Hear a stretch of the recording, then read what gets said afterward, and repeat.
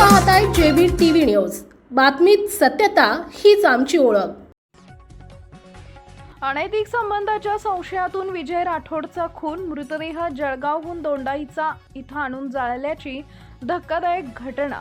अनैतिक संबंधाच्या संशयातून जळगाव जिल्ह्यातील विजय राठोड या व्यक्तीचा खून करून पुरावे नष्ट करण्यासाठी त्याचा मृतदेह शिंदखेडा तालुक्यातील दोंडाईचा परिसरात जाळल्याची अत्यंत धक्कादायक घटना उघडकीस आली आहे। मयत विजय आणि संशयित संजय जाधव यांच्या पत्नीमध्ये अनैतिक संबंध असल्याच्या संशयातून ही हत्या झाल्याचा पोलिसांचा प्राथमिक अंदाज आहे।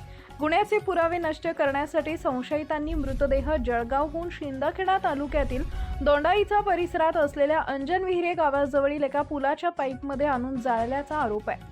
या प्रकरणी जळगावच्या पिंपळगाव हरे पोलीस ठाण्यात गुन्हा दाखल करण्यात आला असून धुळे पोलिसांच्या मदतीने तपास वेगाने सुरू आहे।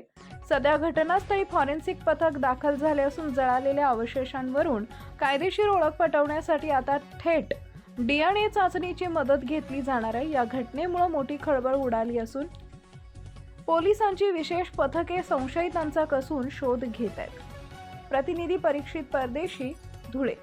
आपल्या परिसरातील महत्त्वाच्या बातम्या पाहण्यासाठी आजच आमच्या जेबी टीव्ही न्यूज चॅनलला YouTube वर सबस्क्राइब करा आणि बेल आयकॉन प्रेस करा।